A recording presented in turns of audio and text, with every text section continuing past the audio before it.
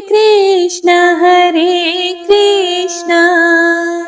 कृष्ण कृष्ण हरे हरे, हरे राम राम राम हरे हरे। हरे कृष्णा। राधे राधे। हे प्रिय भक्तों, संगीता धर्म सागर चैनल में आप सभी भक्तों का दिल से स्वागत है। आप सभी भक्तों का दिन शुभ और मंगलमय हो। राधा कृष्ण भगवान आपकी सभी मनोकामनाएं पूर्ण करें और भगवान इन कथाओं को सुनने का पुण्य फल आप सभी भक्तों को प्रदान करें। हे प्रिय भक्तों, आज आप माघ मास महात्म्य का यह अंतिम अध्याय सुनने वाले हैं। इसके साथ ही आज माघ मास भी समाप्त हो जाएगा और कल से आप हमारे चैनल पर हर दिन की तरह फाल्गुन मास महात्म्य भी जरूर सुनिएगा। जो इतना प्यार और आशीर्वाद आपने हमें माघ मास की कथाओं को सुनकर दिया है, उसके लिए जितना भी धन्यवाद किया जाए वह कम है। भगवान आप सभी भक्तों को इन कथाओं को सुनने का पुण्य फल प्रदान करें। प्रभु से यही हम प्रार्थना करते हैं।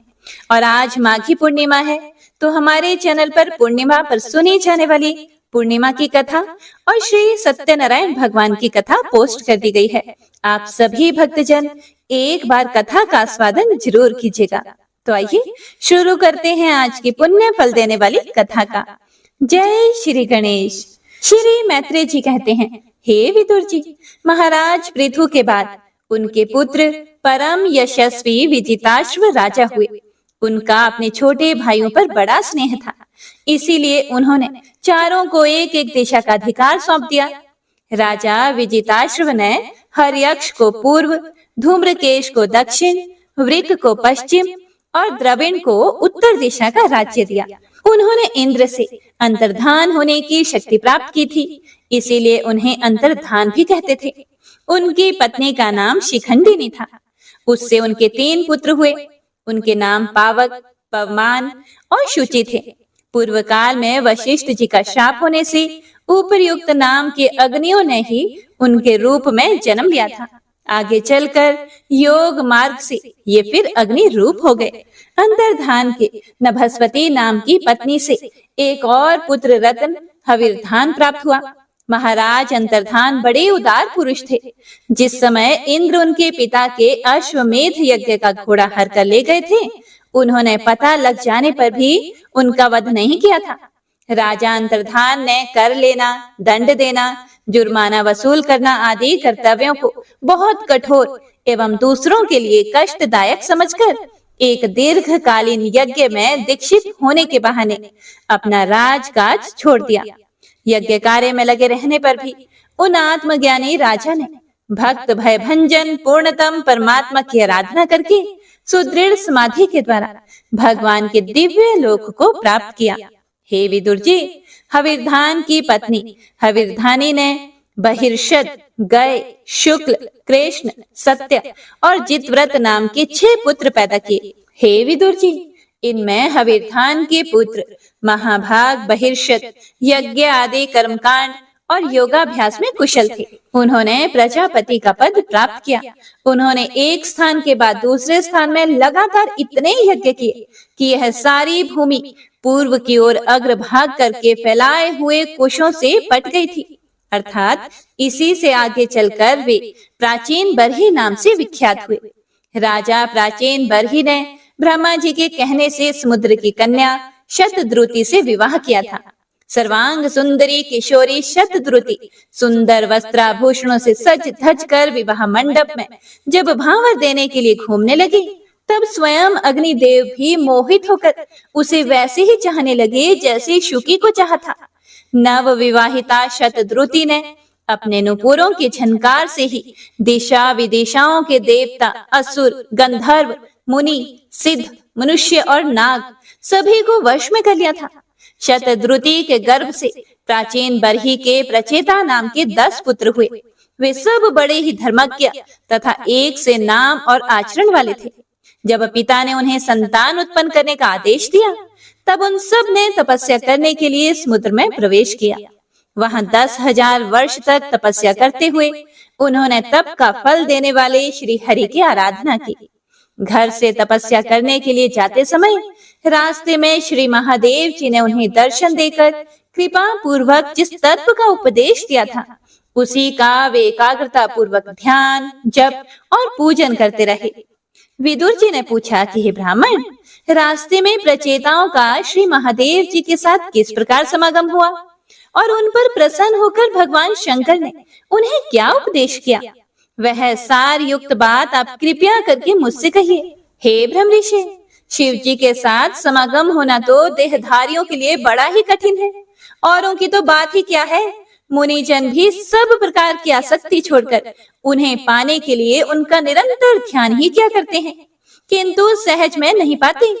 यद्यपि भगवान शंकर आत्माराम है, उन्हें अपने लिए ना कुछ करना है ना पाना, तो भी इस लोक सृष्टि की रक्षा के लिए वे अपनी घोर रूपा शक्ति अर्थात शिवा के साथ सर्वत्र घूमते रहते हैं। श्री मैत्री जी ने कहा, हे विदुर जी, साधु स्वभाव प्रचेतागण पिता की आज्ञा शिरोधार्य कर तपस्या में मन लगाकर पश्चिम की ओर चल दिए और चलते चलते उन्होंने समुद्र के समान विशाल एक सरोवर देखा। वह महापुरुषों के चित्त के समान बड़ा ही स्वच्छ था तथा उसमें रहने वाले मत्स्य आदि जलजीव भी प्रसन्न जान पड़ते थे। उसमें नील कमल, लाल कमल, रात में, दिन में और सायंकाल में खिलने वाले कमल तथा इंदिवर आदि अन्य कई प्रकार के कमल सुशोभित थे। उसके तटों पर हंस, सारस, चकवा और कारंड आदि जल पक्षी चहक रहे थे। उसके चारों ओर तरह तरह के वृक्ष और लताएं थी। उन पर मतवाले भंवरे गूंज रहे थे। उनकी मधुर ध्वनि से हर्षित होकर मानो उन्हें रोमांच हो रहा था। कमल कोश के पराग पुंज वायु के झरोकों से चारों ओर उड़ रहे थे, मानो वहां कोई उत्सव हो रहा है। वहां मृदंग, प्रणव आदि बाजों के साथ अनेकों दिव्य राग रागनियों के क्रम से गायन की मधुर ध्वनि सुनकर उन राजकुमारों को बड़ा आश्चर्य हुआ। इतने में ही उन्होंने देखा कि देवादिदेव भगवान शंकर अपने अनुचरों के सहित उस सरोवर से बाहर आ रहे हैं। उनका शरीर तपी हुई स्वर्ण राशि के समान कांतिमान है, कंठ नील वर्ण है तथा 3 विशाल नेत्र हैं। वे अपने भक्तों पर अनुग्रह करने के लिए तत्पर हैं। अनेकों गंधर्व उनका सुयश गा रहे हैं। उनका सहसा दर्शन पाकर प्रचेताओं को बड़ा कौतूहल हुआ और उन्होंने शंकर जी के चरणों में प्रणाम किया। तब शरणागत भयहारी धर्म वत्सल भगवान शंकर ने अपने दर्शन से प्रसन्न हुए उन धर्मज्ञ और शील संपन्न राजकुमारों से प्रसन्न होकर कहा, श्री महादेव जी बोले, तुम लोग राजा प्राचीन बरही के पुत्र हो, तुम्हारा कल्याण हो। तुम जो कुछ करना चाहते हो वह भी मुझे मालूम है। इस समय तुम लोगों पर कृपा करने के लिए ही मैंने तुम्हें इस प्रकार दर्शन दिया है। जो व्यक्ति अव्यक्त प्रकृति तथा जीव संज्ञक पुरुष इन दोनों के नियामक भगवान वासुदेव की साक्षात शरण लेता है वह मुझे परम प्रिय है। अपने वर्णाश्रम धर्म का भली भांति पालन करने वाला पुरुष 100 जन्म के बाद ब्रह्मा के पद को प्राप्त होता है और इससे भी अधिक पुण्य होने पर वह मुझे प्राप्त होता है। परंतु जो भगवान का अनन्य भक्त है वह तो मृत्यु के बाद ही सीधे भगवान विष्णु के उस सर्व प्रपंचातीत परम पद को प्राप्त हो जाता है, जिसे रुद्र रूप में स्थित मैं तथा अन्य अधिकारिक देवता अपने अपने अधिकार की समाप्ति के बाद प्राप्त करेंगे। तुम लोग भगवत भक्त होने के नाते मुझे भगवान के समान ही प्यारे हो। इसी प्रकार भगवान के भक्तों को भी मुझसे बढ़कर और कोई कभी प्रिय नहीं होता। अब मैं तुम्हें एक बड़ा ही पवित्र, मंगलमय और कल्याणकारी स्तोत्र सुनाता हूँ। इसका तुम लोग शुद्ध भाव से जप करना।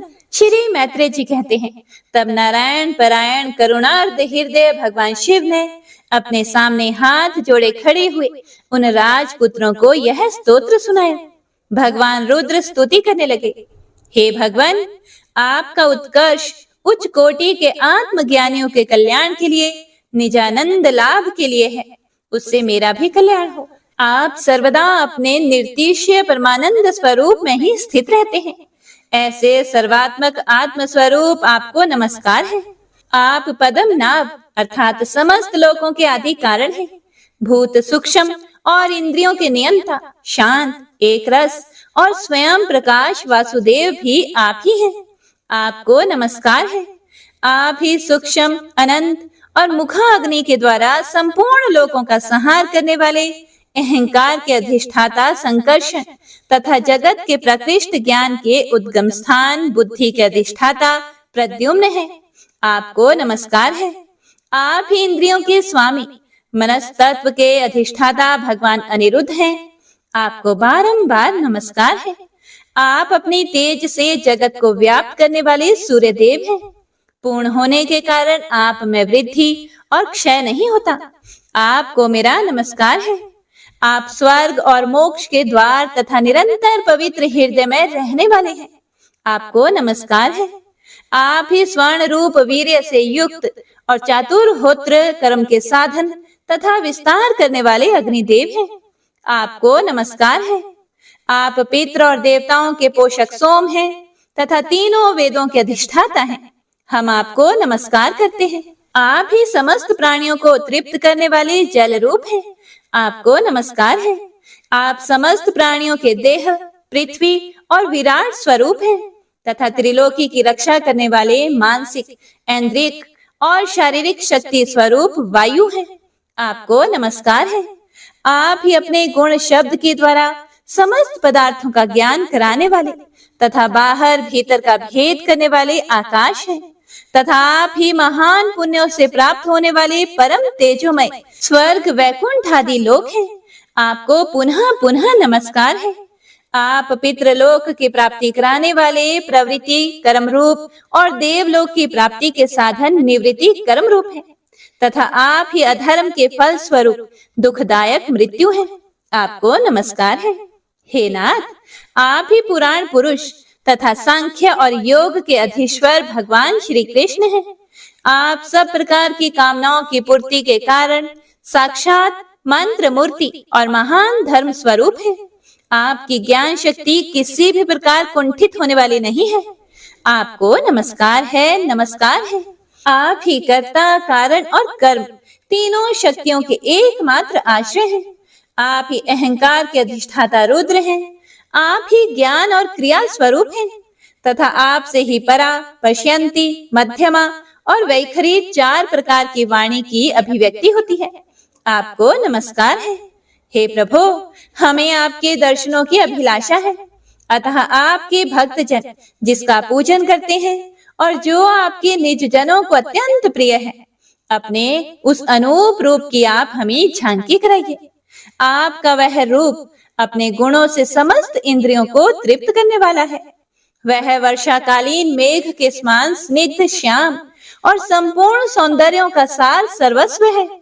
सुंदर चार विशाल भुजाएं, महामनोहर मुखारविंद, कमल दल के समान नेत्र, सुंदर बोहें, सुघर नासिका, मनमोहिनी दंत पंक्ति, अमोल कपोल युक्त मनोहर मुखमंडल और शोभाशाली स्मान कर्ण युगल है। प्रीतिपूर्ण उन्मत्त हास्य, तिरछी चितवन, काली काली घुंघराली अलकें, कमल कुसुम की केसर के समान फहराता हुआ पीतांबर, झिलमिलाते हुए कुंडल, चमचमाते हुए मुकुट, कंकण, हार, नुपुर और मेखला आदि विचित्र आभूषण तथा शंख, चक्र, गदा, पद्म, वनमाला और कौस्तुभ मणि के कारण उसकी अपूर्व शोभा है। उसके सिंह के समान स्थूल कंधे हैं, जिन पर हार, केयूर एवं कुंडल आदि की कांति झिलमिलाती रहती है तथा कौस्तुभ मणि की कांति से सुशोभित मनोहर ग्रीवा है। उसका श्यामल वक्ष स्थल श्रीवत्स चिन्ह के रूप में लक्ष्मी जी का नित्य निवास होने के कारण कसौटी की शोभा को भी मात करता है। उसका त्रिवली से सुशोभित पीपल के पत्ते के समान सुडोल उदर श्वास के आने जाने से हिलता हुआ बड़ा ही मनोहर जान पड़ता है। उसमें जो भंवर के समान चक्करदार नाभि है, वह इतनी गहरी है कि उसमें उत्पन्न हुआ यह विश्व मानो फिर उसी में लीन होना चाहता है। श्याम वर्ण कटिभाग में पीतांबर और स्वर्ण की मेखला शोभायमान है। समान और सुंदर चरण, पिंडली, जांघ और घुटनों के कारण आपका दिव्य विग्रह बड़ा ही सुघड़ जान पड़ता है। आपके चरण कमलों की शोभा शरद ऋतु के कमल दल की कांति का भी तिरस्कार करती है। उनके नखों से जो प्रकाश निकलता है वह जीवों के हृदय के अंधकार को तत्काल नष्ट कर देता है। हमें आप कृपया करके भक्तों के भयहारी एवं आश्रय स्वरूप उसी रूप का दर्शन कराइए। हे जगत गुरु, हम अज्ञानावृत प्राणियों को अपनी प्राप्ति का मार्ग बतलाने वाले आप ही हमारे गुरु हैं। हे प्रभु, चित्त शुद्धि की अभिलाषा रखने वाले पुरुष को आपके स्वरूप का निरंतर ध्यान करना चाहिए। इसकी भक्ति ही स्वधर्म का पालन करने वाले पुरुष को अभय करने वाली है। स्वर्ग का शासन करने वाला इंद्र भी आपको ही पाना चाहता है तथा विशुद्ध आत्मज्ञानियों की गति भी आप ही है। इस प्रकार आप सभी देहधारियों के लिए अत्यंत दुर्लभ हैं। केवल भक्तिमान पुरुष ही आपको पा सकते हैं। सत्पुरुषों के लिए भी दुर्लभ अनन्य भक्ति से भगवान को प्रसन्न करके जिनकी प्रसन्नता किसी अन्य साधना से दुस्साध्य है, ऐसा कौन होगा जो उनके चरण तल के अतिरिक्त और कुछ चाहेगा। जो काल अपने अदम्य उत्साह और पराक्रम से फड़कती हुई बाहों के इशारे से सारे संसार का संहार कर डालता है, वह भी आपके चरणों की शरण में गए हुए प्राणी पर अपना अधिकार नहीं मानता। ऐसे भगवान के प्रेमी भक्तों का यदि आधे क्षण के लिए भी समागम हो जाए तो उसके सामने मैं स्वर्ग और मोक्ष को कुछ नहीं समझता। फिर मर्त्य लोक के तुच्छ भोगों की तो बात ही क्या है। हे प्रभु, आपके चरण संपूर्ण पाप राशि को हर लेने वाले हैं। हम तो केवल यही चाहते हैं कि जिन लोगों ने आपकी कीर्ति और तीर्थ में आंतरिक और बाह्य स्नान करके मानसिक और शारीरिक दोनों प्रकार के पापों को धो डाला है तथा जो जीवों के प्रति दया, राग, द्वेष रहित चित्त तथा सरलता आदि गुणों से युक्त है, उन आपके भक्त जनों का संग हमें सदा प्राप्त होता रहे। यही हम पर आपकी बड़ी कृपा होगी। जिस साधक का चित्त भक्ति योग से अनुग्रहित एवं विशुद्ध होकर ना तो बाह्य विषयों में भटकता है और ना ज्ञान गुहा रूप प्रकृति में ही लीन होता है, वह अनायास ही आपके स्वरूप का दर्शन पा जाता है, जिसमें यह सारा जगत दिखाई देता है और जो स्वयं संपूर्ण जगत में भास रहा है, वह आकाश के समान विस्तृत और परम प्रकाश में ब्रह्म तत्व आप ही है। हे भगवान, आपकी माया अनेक प्रकार के रूप धारण करती है। इसी के द्वारा आप इस प्रकार जगत की रचना, पालन और संहार करते हैं जैसे यह कोई सद्वस्तु हो, किंतु इससे आप में किसी भी प्रकार का विकार नहीं आता। माया के कारण दूसरे लोगों में भी भेद बुद्धि उत्पन्न होती है। आप परमात्मा पर वह अपना प्रभाव डालने में असमर्थ होती है। आपको तो हम परम स्वतंत्र ही समझते हैं। आपका स्वरूप पंचभूत, इंद्रिय और अंतःकरण के प्रेरक रूप से उपलक्षित होता है। जो कर्म योगी पुरुष सिद्धि प्राप्त करने के लिए तरह तरह के कर्मों द्वारा आपके सगुण साकार स्वरूप का श्रद्धा पूर्वक भली भांति पूजन करते हैं, वे ही वेद और शास्त्रों के सच्चे मर्मज्ञ हैं। हे प्रभु, आप ही अद्वितीय आदि पुरुष हैं। सृष्टि के पूर्व आपकी माया शक्ति सोई रहती है, फिर उसी के द्वारा सत्व, रज और तम रूप गुणों का भेद होता है और इसके बाद उन्हीं गुणों से महतत्व, अहंकार, आकाश, वायु, अग्नि, जल, पृथ्वी, देवता, ऋषि और समस्त प्राणियों से युक्त इस जगत की उत्पत्ति होती है। फिर आप अपनी ही माया शक्ति से रचे हुए इन जरायुज, अंडज, स्वेदज और उद्भिज भेद से 4 प्रकार के शरीरों में अंश रूप से प्रवेश कर जाते हैं और जिस प्रकार मधुमक्खियां अपने ही उत्पन्न किए हुए मधु का आस्वादन करती है, उसी प्रकार वह आपका अंश उन शरीरों में रहकर इंद्रियों के द्वारा इन तुच्छ विषयों को भोगता है। आपके उस अंश को ही पुरुष या जीव कहते हैं। हे प्रभु, आपका तत्व ज्ञान प्रत्यक्ष से नहीं अनुमान से होता है। प्रलय काल उपस्थित होने पर काल स्वरूप आप ही अपने प्रचंड एवं असह्य वेग से पृथ्वी आदि भूतों को अन्य भूतों से विचलित कराकर समस्त लोकों का संहार कर देते हैं। जैसे वायु अपने असहनीय एवं प्रचंड झोंकों से मेघों के द्वारा ही मेघों को तित्र बित्र करके नष्ट कर देती है। हे भगवान, यह मोहग्रस्त जीव प्रमादवश हर समय इसी चिंता में रहता है कि अमुक कार्य करना है। इसका लोभ बढ़ गया है और इसे विषयों की ही लालसा बनी रहती है, किंतु आप सदा ही सजग रहते हैं। भूख से जीभ लपलपाता हुआ सर्प जैसे चूहे को चट कर जाता है, उसी प्रकार आप अपने काल स्वरूप से उसे सहसा लील जाते हैं।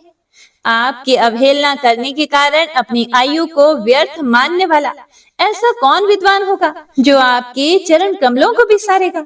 इसकी पूजा तो काल के आशंका से ही हमारे पिता ब्रह्मा जी और स्वयंभू आदि 14 मनुओं ने भी बिना कोई विचार किए केवल श्रद्धा से ही की थी।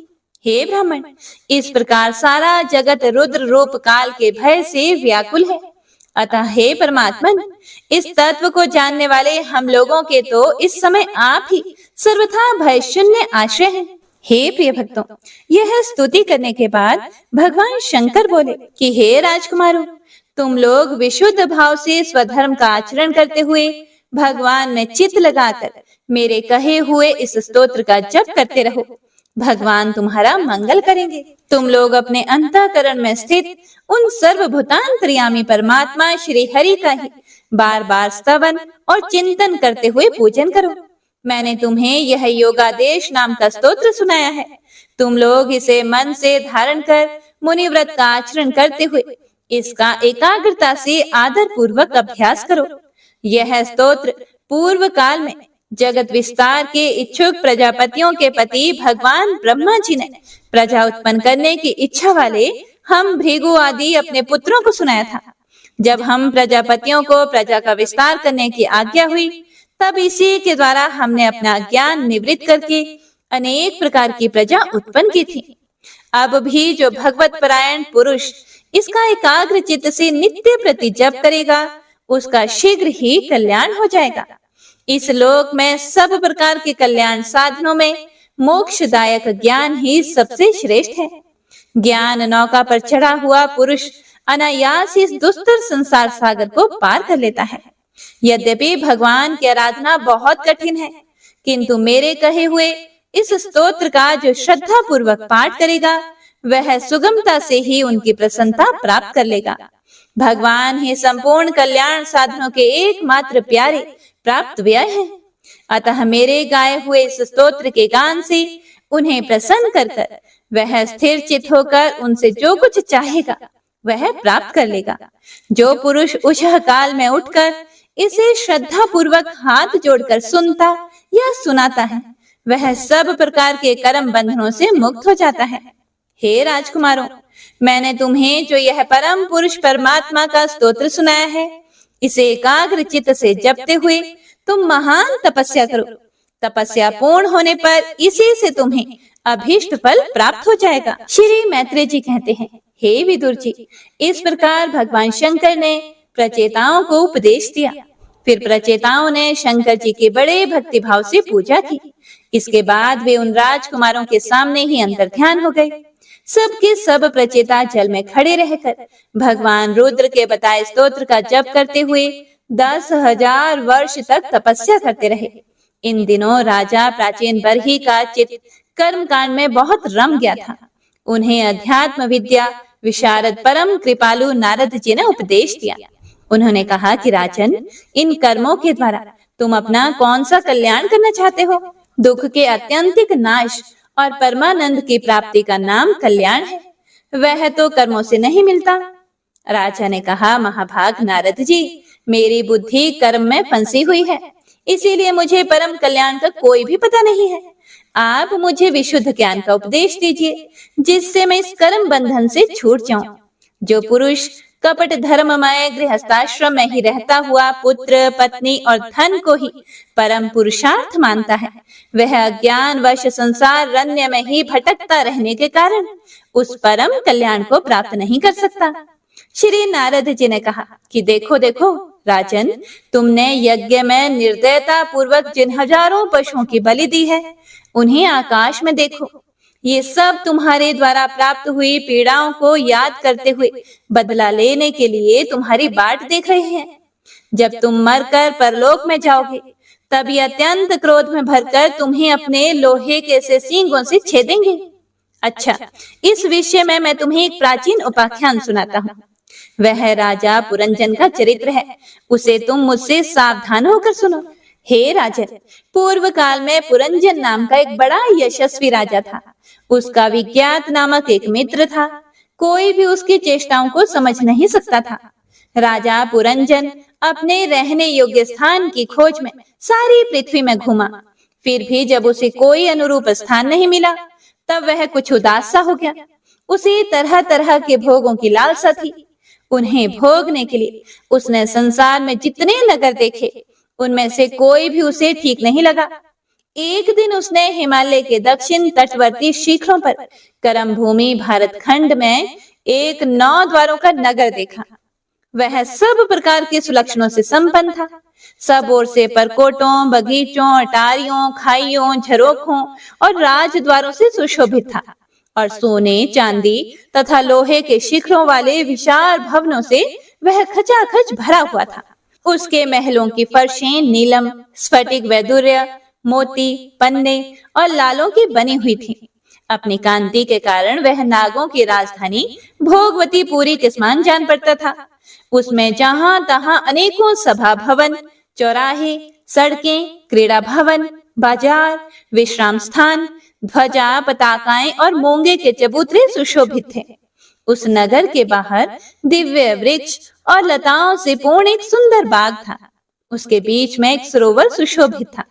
उसके आसपास अनेकों पक्षी भांति भांति की बोली बोल रहे थे तथा भंवरे गुंजार कर रहे थे। सरोवर के तट पर जो वृक्ष थे, उनकी डालियां और पत्ते शीतल झरनों के जलकणों से मिली हुई वसंती वायु के झकोरों से हिल रहे थे और इस प्रकार वे तटवर्ती भूमि की शोभा बढ़ा रहे थे।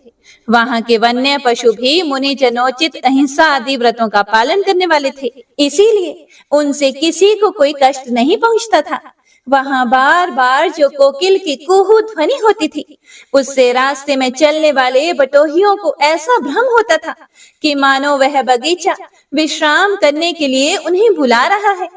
राजा पुरंजन ने उस अद्भुत वन में घूमते घूमते एक सुंदरी को आते देखा, जो अचानक उधर चली आई थी। उसके साथ 10 सेवक थे, जिनमें से प्रत्येक 100 नायिकाओं का पति था। एक 5 फन वाला सांप उसका द्वारपाल था। वही उसकी सब ओर से रक्षा करता था। वह सुंदरी भोली भाली किशोरी थी और विवाह के लिए श्रेष्ठ पुरुष की खोज में थी। उसकी नासिका, दंत पंक्ति, कपोल और मुख बहुत सुंदर थे। उसके समान कानों में कुंडल झिलमिला रहे थे।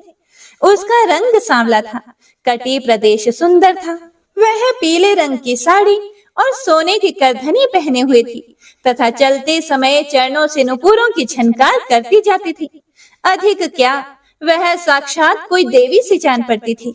वह गजगामिनी बाला किशोरावस्था की सूचना देने वाले अपने गोल गोल समान और परस्पर सटे हुए स्तनों को लज्जावश बार बार अंचल से ढकती जाती थी। उसकी प्रेम से मटकती भौह और प्रेम पूर्ण तिरछी चितवन के बाण से घायल होकर वीर पुरंजन ने लज्जा युक्त मुस्कान से और भी सुंदर लगने वाली उस देवी से मधुर वाणी में कहा, हे कमल दल लोचनी, मुझे बताओ तुम कौन हो और किसकी कन्या हो। हे साध्वी, इस समय आ कहां से रही हो। भीरू, इस पुरी के समीप तुम क्या करना चाहती हो। हे सुभ्रू, तुम्हारे साथ इस 11वें महान शूरवीर से संचालित ये 10 सेवक कौन हैं? और ये सहेलियां तथा तुम्हारे आगे आगे चलने वाला यह सर्प कौन है। हे सुंदरी, तुम साक्षात लज्जा देवी हो अथवा उमा, रमा और ब्रह्माणी में से कोई हो। यहाँ वन में मुनियों की तरह एकांत वास करके क्या अपने पतिदेव को खोज रही हो। तुम्हारे प्राणनाथ तो तुम उनके चरणों की कामना करती हो, इतने से ही पूर्ण काम हो जाएंगे। अच्छा, यदि तुम साक्षात कमला देवी हो तो तुम्हारे हाथ का क्रीड़ा कमल कहाँ गिर गया। हे सुभगे, तुम इनमें से तो कोई हो नहीं, क्योंकि तुम्हारे चरण पृथ्वी का स्पर्श कर रहे हैं। अच्छा, यदि तुम कोई मानवी ही हो तो लक्ष्मी जी जिस प्रकार भगवान विष्णु के साथ वैकुंठ की शोभा बढ़ाती हैं, उसी प्रकार तुम मेरे साथ इस श्रेष्ठ पुरी को अलंकृत करो। देखो, मैं बड़ा ही वीर और पराक्रमी हूँ, परंतु आज तुम्हारे कटाक्षों ने मेरे मन को बेकाबू कर दिया है। तुम्हारी लचीली और अतिभाव से भरी मुस्कान के साथ भौहों के संकेत पाकर यह शक्तिशाली कामदेव मुझे पीड़ित कर रहा है। इसीलिए हे सुंदरी, अब तुम्हें मुझ पर कृपा करनी चाहिए। हे शुचिस्मिते, सुंदर भौहें और सुघड़ नेत्रों से सुशोभित तुम्हारा मुखारविंद इन लंबी लंबी काली अलकावलियों से घिरा हुआ है। तुम्हारे मुख से निकले हुए वाक्य बड़े ही मीठे और मन हरने वाले हैं, परंतु वह मुख तो लाज के मारे मेरी ओर होता ही नहीं। जरा ऊंचा करके अपने उस सुंदर मुखड़े का मुझे दर्शन तो कराओ। श्री नारद जी ने कहा, हे वीरवर, जब राजा पुरंजन ने अधीर से होकर इस प्रकार याचना की, तब उस बाला ने भी हंसते हुए उसका अनुमोदन किया। वह भी राजा को देखकर मोहित हो चुकी थी। वह कहने लगी, हे नर श्रेष्ठ, हमें अपने उत्पन्न करने वाले का ठीक ठीक पता नहीं है, और ना हम अपने या किसी दूसरे के नाम या गोत्र को ही जानती हैं। हे वीरवर, आज हम सब इस पुरी में हैं। इसके सिवा मैं और कुछ नहीं जानती। मुझे इसका भी पता नहीं है कि हमारे रहने के लिए यह पुरी किसने बनाई है। हे प्रियवर, ये पुरुष मेरे सखा और स्त्रियां मेरी सहेलियां हैं, तथा जिस समय मैं सो जाती हूँ, यह सर्प जागता हुआ इस पुरी की रक्षा करता रहता है। हे शत्रुदमन, आप यहाँ पधारे, यह मेरे लिए सौभाग्य की बात है। आपका मंगल हो। आपको विषय भोगों की इच्छा है, उसकी पूर्ति के लिए मैं अपने साथियों सहित सभी प्रकार के भोग प्रस्तुत करती रहूंगी। हे प्रभु, इस 9 द्वारों वाली पुरी में मेरे प्रस्तुत किए हुए इच्छित भोगों को भोगते हुए आप सैकड़ों वर्षों तक निवास कीजिए। भला आपको छोड़कर मैं और किसके साथ रमण करूंगी? दूसरे लोग तो न रति सुख को जानते हैं, न विहित भोगों को ही भोगते हैं, न परलोक का ही विचार करते हैं, और न कल क्या होगा इसका भी ध्यान रखते हैं। अतएव पशु तुल्य हैं। अहो, इस लोक में गृहस्थाश्रम में ही धर्म, अर्थ, काम, संतान सुख, मोक्ष, सुयश और स्वर्ग आदि दिव्य लोकों की प्राप्ति हो सकती है। संसार त्यागी यतिजन तो इन सब की कल्पना भी नहीं कर सकते। महापुरुषों का कथन है कि इस लोक में पितृ, देव, ऋषि, मनुष्य तथा संपूर्ण प्राणियों के और अपने भी कल्याण का आश्रय एकमात्र गृहस्थ आश्रम ही है। हे वीर शिरोमणि, लोक में मेरी जैसी कौन स्त्री होगी जो स्वयं प्राप्त हुए आप जैसे सुप्रसिद्ध, उदारचित और सुंदर पति को वरण नहीं करेगी। हे महाबाहु, इस पृथ्वी पर आपकी सांप जैसी गोलाकार सुकोमल भुजाओं में स्थान पाने के लिए किस कामिनी का चित्त नहीं लग जाएगा? आप तो अपनी मधुर मुस्कानमयी करुणापूर्ण दृष्टि से हम जैसी अनाथाओं के मानसिक संताप को शांत करने के लिए ही पृथ्वी में विचर रहे हैं। नारद जी बोले, हे राजन, उन स्त्री पुरुषों ने इस प्रकार एक दूसरे की बात का समर्थन करके फिर 100 वर्षों तक उस पुरी में रहकर आनंद भोगा। गायक लोग सुमधुर स्वर में जहां तहां राजा पुरंजन की कीर्ति गाया करते थे। जब ग्रीष्म ऋतु आती तब वह अनेकों स्त्रियों के साथ सरोवर में घुसकर जल क्रीड़ा करता। उस नगर में जो 9 द्वार थे, उनमें से 7 नगरी के ऊपर और 2 नीचे थे। उस नगर का जो कोई राजा होता, उसके पृथक पृथक देशों में जाने के लिए ये द्वार बनाए गए थे। हे राजन, इनमें से 5 पूर्व में, 1 दक्षिण, 1 उत्तर और 2 पश्चिम की ओर थे। उनके नामों का वर्णन करता हूँ। पूर्व की ओर खद्योता और आरवीमुखी नाम के 2 द्वार एक ही जगह बनाए गए थे। उनमें होकर राजा पुरंजन अपने मित्र ध्युमान के साथ विभ्राजित नामक देश को जाया करता था। इसी प्रकार उस ओर नलिनी और नालिनी नाम के 2 द्वार और भी एक ही जगह बनाए गए थे। उनमें से होकर वह अवधूत के साथ सौरभ नामक देश को जाता था। पूर्व दिशा की ओर मुख्या नाम का 5वां द्वार था। उसमें होकर वह रसज्ञ और विपण के साथ क्रमशः बहुदन और आपन नाम के देशों को जाता था। पुरी के दक्षिण की ओर जो पितृहु नाम का द्वार था, उसमें होकर राजा पुरंजन श्रुतधर के साथ दक्षिण पांचाल देश को जाता था। उत्तर की ओर जो देवहु नाम का द्वार था, उससे श्रुतधर के ही साथ वह उत्तर पांचाल देश को जाता था। पश्चिम दिशा में आसुरी नाम का दरवाजा था। उसमें होकर वह दुर्मद के साथ ग्रामक देश को जाता था, तथा नृति नाम का जो दूसरा पश्चिम द्वार था, उससे लुब्धक के साथ वह वैशस नाम के देश को जाता था। इस नगर के निवासियों में निर्वाक और पेशकृत ये 2 नागरिक अंधे थे। राजा पुरंजन आंख वाले नागरिकों का अधिपति होने पर भी इन्हीं की सहायता से जहां तहां जाता और सब प्रकार के कार्य करता था। जब कभी अपने प्रधान सेवक विशुचीन के साथ अंतःपुर में जाता, तब उसे स्त्री और पुत्रों के कारण होने वाले मोह, प्रसन्नता एवं हर्ष आदि विकारों का अनुभव होता। उसका चित्त तरह तरह के कर्मों में फंसा हुआ था और काम परवश होने के कारण वह मूढ़ रमणी के द्वारा ठगा गया था। उसकी रानी जो जो काम करती थी वही वह भी करने लगता था। वह जब मद्यपान करती तो वह भी मदिरा पीता और मद से उन्मत्त हो जाता था। जब वह भोजन करती तब आप भी भोजन करने लगता और जब कुछ चबाती तब आप भी वही वस्तु चबाने लगता था। इसी प्रकार कभी उसके गाने पर गाने लगता, रोने पर रोने लगता, हंसने पर हंसता और बोलने पर बोलने लगता। वह दौड़ती तो अपने आप भी वह दौड़ने लगता, खड़ी होती तो वह भी खड़ा हो जाता, सोती तो अपने आप भी उसी के साथ सो जाता और बैठती तो वह भी बैठ जाता। कभी वह सुनने लगती तो अपने आप भी सुनने लगता, देखती तो देखने लगता, सूंघती तो सूंघने लगता और किसी चीज को छूती तो अपने आप भी छूने लगता। कभी उसकी प्रिया शोकाकुल होती तो वह अपने आप भी अत्यंत दीन के समान व्याकुल हो जाता। जब वह प्रसन्न होती तो वह भी प्रसन्न हो जाता और उसके आनंदित होने पर अपने आप भी आनंदित हो जाता। इस प्रकार राजा पुरंजन अपनी सुंदरी रानी के द्वारा ठगा गया। सारा प्रकृति वर्ग परिकर ही उसको धोखा देने लगा। वह मूर्ख विवश होकर इच्छा ना होने पर भी खेल के लिए घर पर पाले हुए बंदर के समान अनुकरण करता रहता था।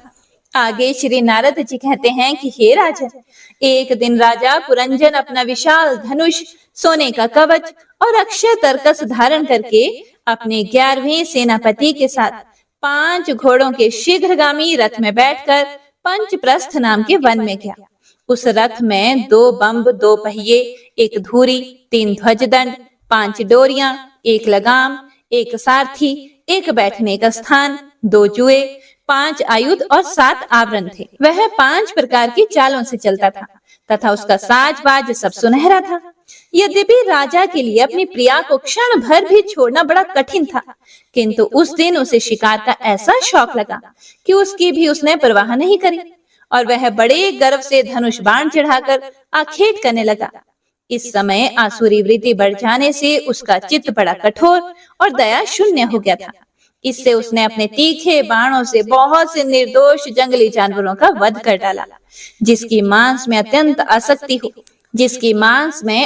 आसक्ति हो वह राजा केवल शास्त्र प्रदर्शित कर्मों के लिए वन में जाकर आवश्यकता अनुसार अनिषिद्ध पशुओं का वध करे, व्यर्थ पशु हिंसा ना करे। हे राजन, जो विद्वान इस प्रकार शास्त्र नियत कर्मों का आचरण करता है वह उस कर्म अनुष्ठान से प्राप्त हुए ज्ञान के कारणभूत कर्मों से लिप्त नहीं होता। नहीं तो मनमाना कर्म करने से मनुष्य अभिमान के वशीभूत होकर कर्मों में बंध जाता है तथा गुण प्रवाह रूप संसार चक्र में पड़कर विवेक बुद्धि के नष्ट हो जाने से अधम योनियों में जन्म लेता है। पुरंजन के तरह तरह के पंखों वाले बाणों से छिन्न भिन्न होकर अनेकों जीव बड़े कष्ट के साथ प्राण त्यागने लगे। उसका वह निर्दयता पूर्ण जीव संहार देखकर सभी दयालु पुरुष बड़े दुखी हुए, वे इसे सह नहीं सके। इस प्रकार वहां खरगोश, सुअर, भैंसे, नीलगाय, कृष्ण मृग, साही तथा और भी बहुत से मेध्य पशुओं का वध करते करते राजा पुरंजन बहुत थक गया। तब वह भूख प्यास से अत्यंत शिथिल होकर वन से लौटकर राजमहल में आया। वहां उसने यथा योग्य रीति से स्नान और भोजन से निवृत्त होकर कुछ विश्राम करके थकान दूर की। फिर गंध, चंदन और माला आदि से सुसज्जित होकर सब अंगों में सुंदर सुंदर आभूषण पहने। तब उसे अपनी प्रिया की याद आई। वह भोजन आदि से तृप्त, हृदय में आनंदित, मद से उन्मत्त और काम से व्यथित होकर अपनी सुंदरी भार्या को ढूंढने लगा, किंतु उसे वह कहीं भी दिखाई नहीं दी। प्राचीन बरही तब उसने चित्त में कुछ उदास होकर अंतःपुर की स्त्रियों से पूछा, हे सुंदरियों, अपनी स्वामिनी के सहित तुम सब पहले की ही तरह कुशल से तो हो ना? क्या कारण है आज इस घर की संपत्ति पहले जैसी सुहावनी नहीं जान पड़ती? घर में माता अथवा पति प्रायणा भार्या ना हो तो वह घर बिना पहिए के रथ के समान हो जाता है। फिर उसमें कौन बुद्धिमान दीन पुरुषों के समान रहना पसंद करेगा? अतः मुझे बताओ, वह सुंदरी कहाँ है जो दुख समुद्र में डूबने पर मेरी विवेक बुद्धि को पद पद पर जागृत करके मुझे उस संकट से उबार लेती है। फिर स्त्रियों ने कहा, हे नरनाथ, मालूम नहीं आज आपकी प्रिया ने क्या ठानी है। हे शत्रुदमन, देखिए वे बिना बिछौने के पृथ्वी पर पड़ी हुई है। श्री नारद जी कहते हैं कि राजन, उस स्त्री के संग से राजा पुरंजन का विवेक नष्ट हो चुका था, इसीलिए अपनी रानी को पृथ्वी पर अस्त व्यस्त अवस्था में पड़ी देखकर वह अत्यंत व्याकुल हो गया। उसने दुखित हृदय से उसे मधुर वचनों द्वारा बहुत कुछ समझाया, किंतु उसे अपनी प्रेयसी के अंदर अपने प्रति प्रणय कोप का कोई भी चिन्ह दिखाई नहीं दिया। वह मनाने में भी बहुत कुशल था, इसीलिए अब पुरंजन ने उसे धीरे धीरे मनाना शुरू किया। उसने पहले उसके चरण छुए और फिर गोद में बिठाकर बड़े प्यार से उससे कहने लगा कि हे सुंदरी, वे सेवक तो निश्चय ही बड़े अभागे हैं जिनके अपराध करने पर स्वामी उन्हें अपना समझकर शिक्षा के लिए उचित दंड नहीं देते। सेवक को दिया हुआ स्वामी का दंड तो उस पर बड़ा अनुग्रह ही होता है। जो मूर्ख है उन्हीं को क्रोध के कारण अपने हितकारी स्वामी के किए हुए उस उपकार का पता नहीं चलता। सुंदर दंतावली और मनोहर भौहों से शोभा पाने वाली हे मनस्विनी, अब यह क्रोध दूर करो और एक बार मुझे अपना समझकर प्रणय भार तथा लज्जा से झुका हुआ एवं मधुर मुस्कान में चितवन से सुशोभित अपना मनोहर मुखड़ा दिखाओ। अहो, भ्रमर पंक्ति के समान नीली अलकावली, उन्नत नासिका और सुमधुर वाणी के कारण तुम्हारा वह मुखारविंद कैसा मनोमोहक जान पड़ता है। हे वीर पत्नी, यदि किसी दूसरे ने तुम्हारा कोई अपराध किया हो तो उसे बताओ। यदि वह अपराधी ब्राह्मण कुल का नहीं है तो मैं उसे अभी दंड देता हूँ। मुझे तो भगवान के भक्तों को छोड़कर त्रिलोकी में अथवा उससे बाहर ऐसा कोई नहीं दिखाई देता जो तुम्हारा अपराध करके निर्भय और आनंद पूर्वक रह सके।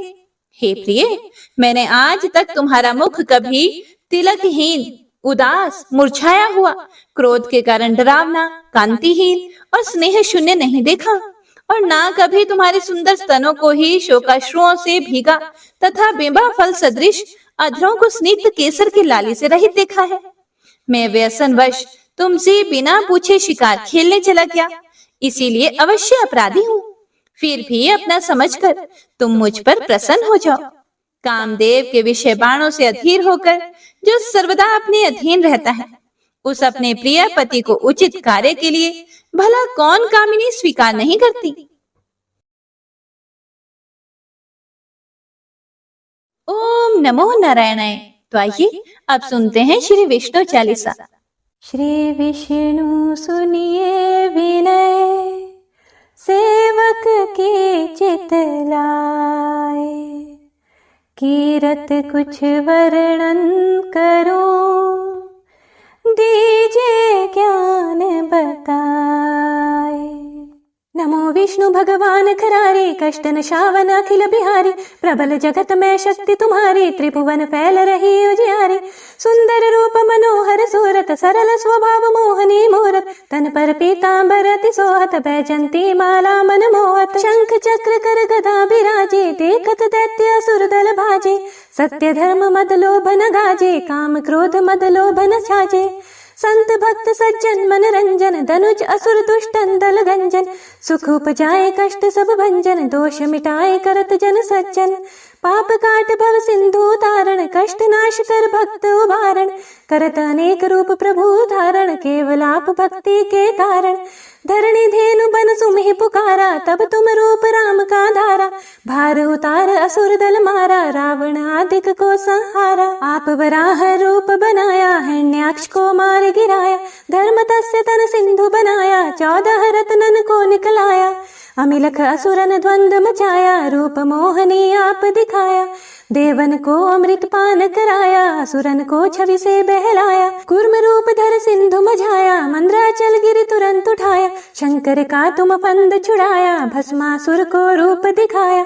वेदन को जब असुर डुबाया, कर प्रबंध उन्हें ढूंढवाया, मोहित बन कर खल ही नचाया, उसी ही कर से भस्म कराया।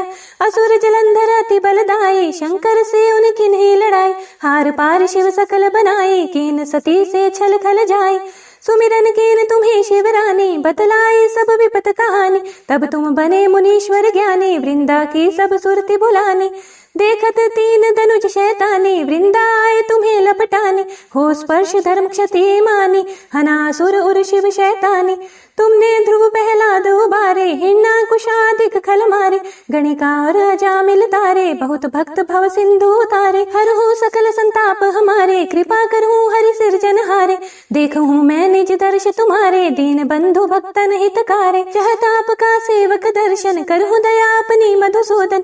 जानो नहीं योग्य जप पूजन, होए यज्ञ स्तुति अनुमोदन। शील दया संतोष सुलक्षण, विदित नहीं व्रत बोध विलक्षण। करहूँ आपका किस विधि पूजन, कुमति विलोक होत दुख भीषण। करहूँ प्रणाम कौन विधि सुमिरन, कौन भांति मैं करहूँ समरण। सुर मुनि करत सदा सेवकाई, हर्षित रहत परम गति पाए। दीन दुखीन पर सदा सहाय, निज जन जान लेव अपनाए। पाप दोष संताप नशाओ, भव बंधन से मुक्त कराओ। सुख संपत्ति दे सुख उपजाओ, निज चरणन का दास बनाओ। निगम सदा ये विनय सुनावे, पढ़े सुने सो जन सुख पावे। इति श्री विष्णु चालीसा संपूर्ण। प्रेम से बोलिए विष्णु भगवान की जय, माता लक्ष्मी की जय।